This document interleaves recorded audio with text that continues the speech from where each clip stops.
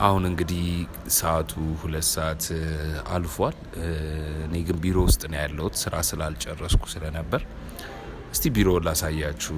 እንግዲህ ይሄ ቢሮ ማለት በቀን ከ200 ሰዎች በላይ የሚንቀሳቀስበት እና የሚስተናገድበት ቢሮ ነው። ከአፍሪካን ዩኒየን፣ ከኢትዮጵያን ኤርላይንስ እና ደግሞ የተለያዩ ዲያስፖራዎች ያው አፓርትመንቶች፣ ቤቶችን ለመግዛት ይመጣሉና እና ደግሞ እንዳያችሁት አሁን ላይ በጣም በሚገርም ሁኔታ ባዶ ነው። እንደዚህ ጸጥ ብሎ ሳየው ወደ አይምሮ ምን መጣ መሰላችሁ? ቀን ቀን ላይ ብዙ ደንበኞች መጥተው ሲስተናገዱበት ሳቅ፣ ጨዋታ፣ እንቅስቃሴ፣ ቤት ገዢዎች ቤት ሲመርጡ፣ የሽያጭ አማካሪዎች ደንበኞች ሲያስተናግዱ እና ሁሉም ሰው ሲመጣ ቢሮአችሁ ሲያምር፣ ቢሮአችሁ በጣም ደስ ይላል ይሉናል።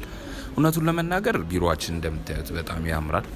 ቢሮውን ደግሞ ቢሮ የሚያደርገው መጥቼ ሲሰራበት ደስ ብሎኝ እንድውል የሚያደርገኝ ለከውበቱ ብቻ ሳይሆን ከሁሉ በላይ የቢሮ እንቅስቃሴ ነው፣ ቫይቡ ማለት ነው። ታዲያ አሁን እንዲህ ባዶ ሆኖ ሳየው ምን ተረዳው መሰላችሁ? የስራችን ውበት ሁልጊዜም ደንበኞቻችንና የስራ ባልደረቦቻችን ናቸው።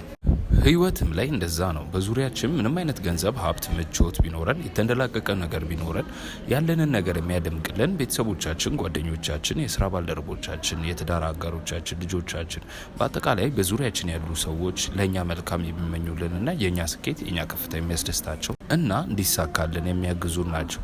ያለነሱ ውበታችን ይቀንሳል። ስለዚህ ስንኖር በዙሪያችን ስላሉ ሰዎች ፈጣሪያችንን ልናመሰግን ይገባል። አፓርትመንት መግዛት የምትፈልጉ ሰዎች ከታች ባስቀመጥኩላችሁ ስልክ ደውሉልኝ።